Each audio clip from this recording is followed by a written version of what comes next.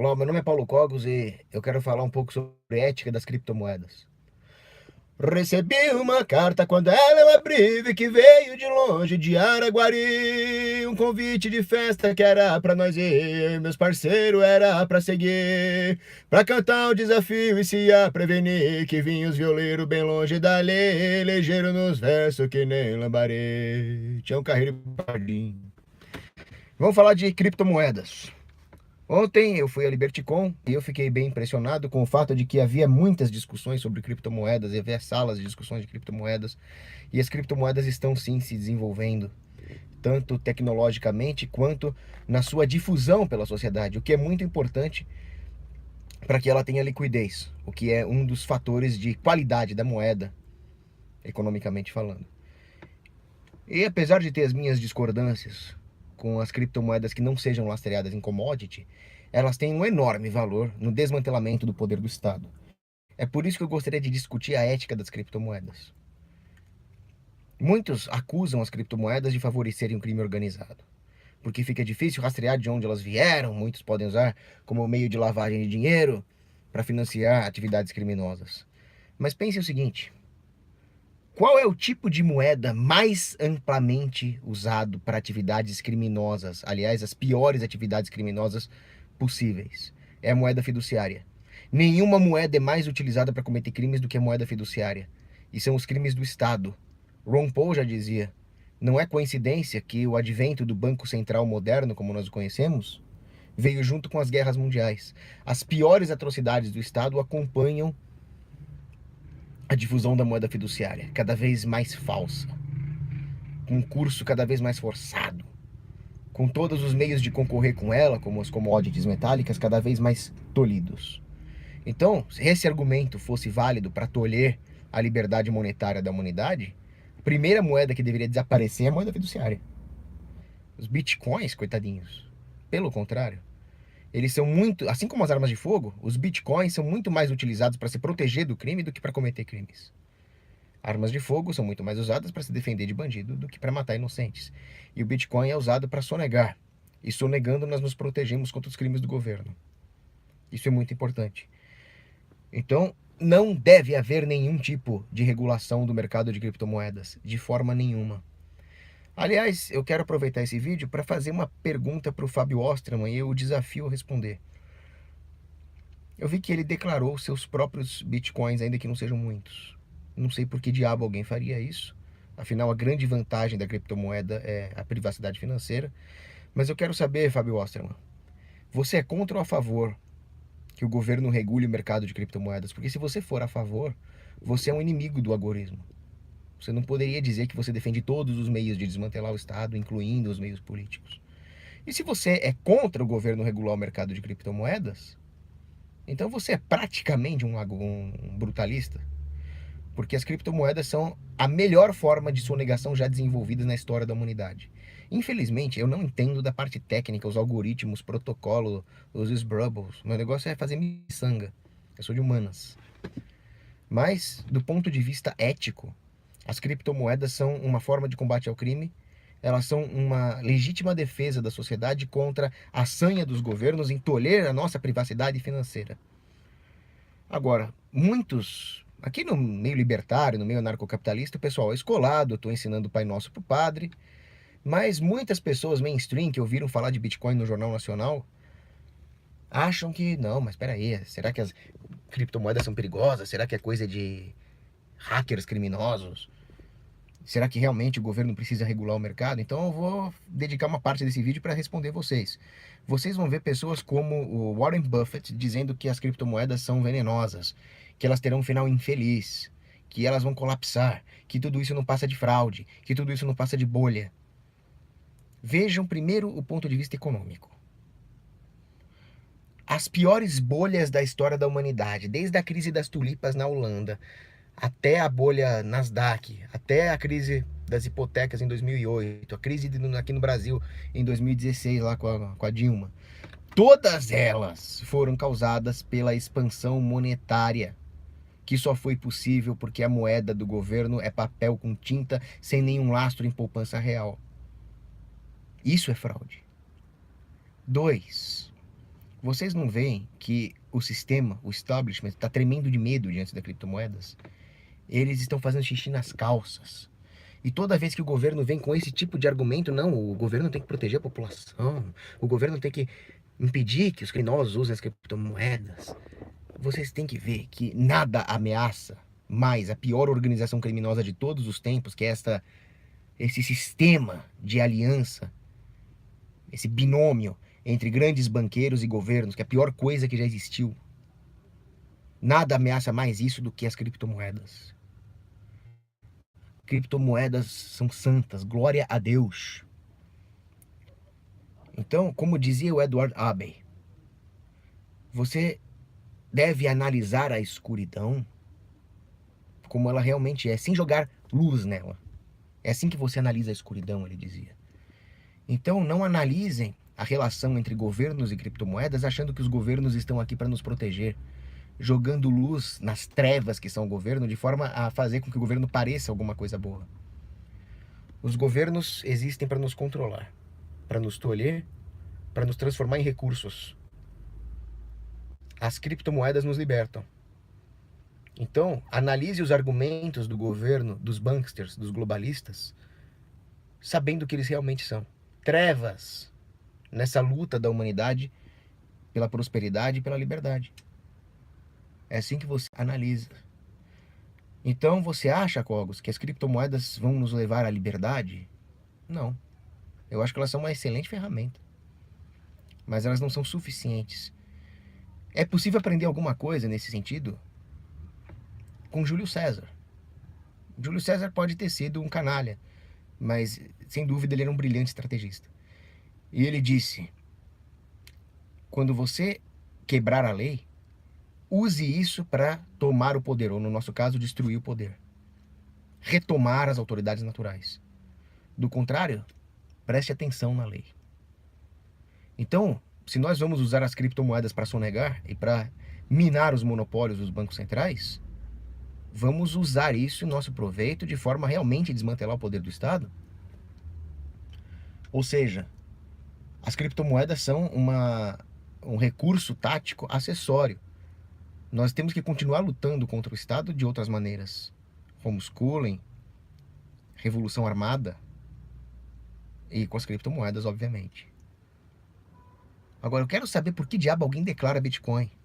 Outra coisa que me incomoda são as corretoras de Bitcoins que operam principalmente no Brasil, que pedem CPF. Então eu quero comprar Bitcoin da corretora Brubbles. Aí vem os caras me pedem CPF. O governo vai rastrear esse negócio. Por que diabo vocês fazem isso? Então isso nos mostra que o governo sim tem poder para tolher a liberdade do mercado das corretoras de criptomoedas. O governo tem fuzis. Você pode ter quantas criptomoedas quiser, mas enquanto o governo tiver o monopólio das baionetas, da força física, nós estamos ameaçados. Isso é uma outra coisa importante. A rastreabilidade da moeda. E aí, nesse ponto, o ouro ganha disparado do Bitcoin. Porque se alguém me pagar em moedas de ouro, dobrões medievais ali, como é que você vai saber de onde veio esse dobrão medieval? É difícil. Então eu ainda vejo, como bom golden bug que eu sou, a superioridade do ouro em diminuir a capacidade do governo rastrear o fluxo da moeda. O que diminui a capacidade do governo de tolher a nossa privacidade financeira.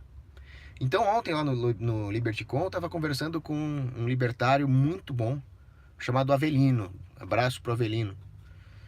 E o Avelino me mostrou um projeto que ele tem de notas baseadas no ouro, que teriam lá uma quantidade de ouro, e que elas teriam um mecanismo embutido para medir a pureza desse ouro, como se fosse uma versão moderna, digital, cyber, Brubbles.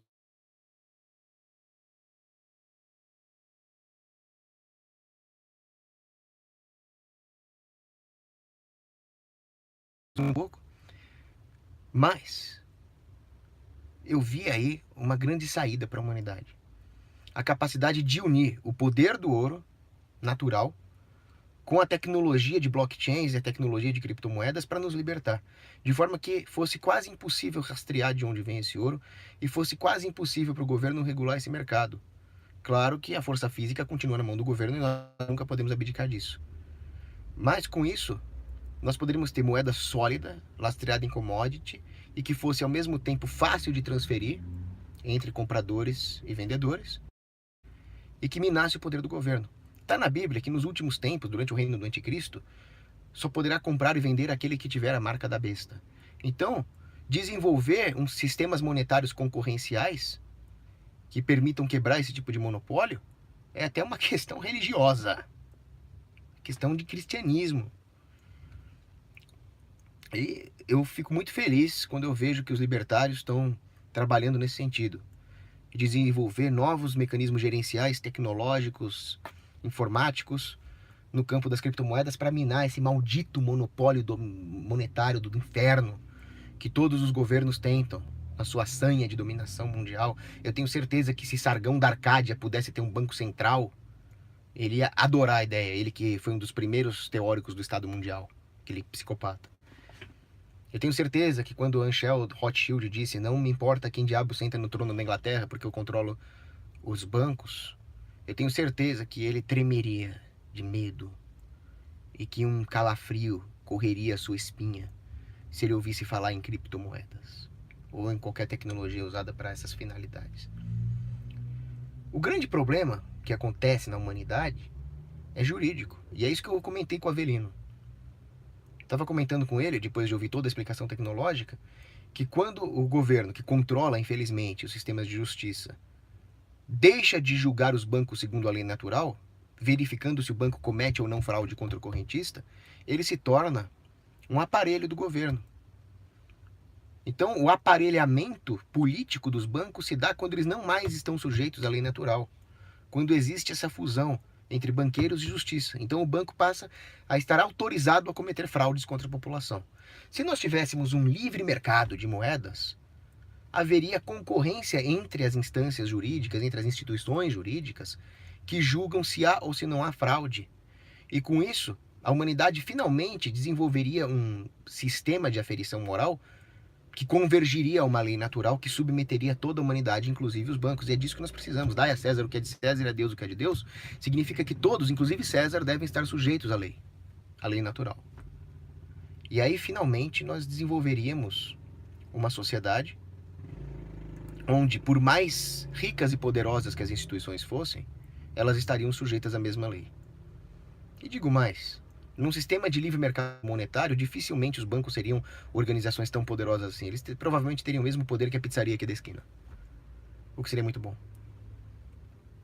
Então é preciso ter em mente que a liberdade monetária também traria desenvolvimentos institucionais, culturais em direção aos avanços filosóficos na ética. Porque toda vez que surgem dificuldades técnicas, existem dois caminhos a serem seguidos. Deixar com que o governo regule essa dificuldade, criando uma dificuldade ainda maior, que é como sobreviver ao governo. Ele se torna uma dificuldade maior do que aquela que ele diz combater. Toda vez que o governo pretende resolver os nossos problemas. A segunda é aperfeiçoar o nosso senso moral, superando essa dificuldade da maneira como ela deve ser superada, cultivando as virtudes. E é exatamente por isso que Deus coloca dificuldades no nosso caminho. Esse caminho também se aplica às criptomoedas. Fazendo uma analogia, por exemplo, com o tema da segurança. Estava vendo a propaganda do René Coquier, que é um especialista na área de segurança, mas ele tem um programa de governo que eu abominei quando eu vi. Aumentar a quantidade de câmeras de segurança nas ruas, o que acaba com a nossa privacidade, o que faz com que nós nos aproximemos de um cenário distópico orwelliano, onde o governo controla o movimento da população. Mas, Coco, você não é a favor de acabar com a bandidagem? Você não fala sempre que a segurança pública é a questão prioritária? É. Mas ela inclui segurança contra o governo. As pessoas têm mania de achar que o governo é uma entidade metafísica acima do resto da humanidade. Não é. Então, existe o crime comum e existe o crime do Estado. Acontece que, pela própria lei natural, dificilmente o crime comum se institucionaliza, porque as pessoas não gostam de bandido. Por que o crime estatal se enraiza, se cristaliza, se calcifica? Justamente porque as pessoas não entendem que o Estado é um bandido. Então não é uma questão de capacidade técnico-militar das pessoas de lutar contra o governo. É simplesmente a questão de que elas não enxergam isso, e tudo que eu faço, e tudo que os libertários fazem, é tentar abrir o olho das pessoas para o fato de que o governo é outro tipo de bandido, só que ele é um tipo mais perigoso. Como resolver então o trade-off entre a necessidade de combater o crime, e câmeras são instrumentos que podem ajudar a combater o crime, e a ameaça de um aumento descomunal do poder do governo, o que prejudica a nossa segurança? O critério de desempate é qual é a instituição com menos capacidade de se arraigar e se calcificar. Então eu diria que o combate ao aumento do poder do governo é prioritário. E que as teorias anarcocapitalistas e libertárias são um fator de segurança que permite combater o crime sem sacrificar a nossa liberdade de longo prazo. O que isso tem a ver com criptomoedas? Por que você está falando isso? Eu estou falando isso porque, no que tange a ética das criptomoedas, é mais importante combater o monopólio dos bancos e do governo do que em ver se tem uma ganguezinha local usando criptomoedas para fazer lavagem de dinheiro. Esse é o grande ponto do vídeo. E depois eu posso fazer um próximo vídeo a respeito de economia da moeda. Mas já adiantando, eu defendo aquilo que o Avelino falou, de usar o ouro, porque por mais que caísse um meteoro de ouro na Terra, haveria mecanismos econômicos suficientes para mitigar um choque inflacionário que causasse a depredação da poupança das pessoas. Vou explicar isso no próximo vídeo. Vou terminar o vídeo explicando por que diabos eu tô de capacete, porque eu tô indo para Paulista agora, onde eu vou protestar a favor da independência de São Paulo. Abraço.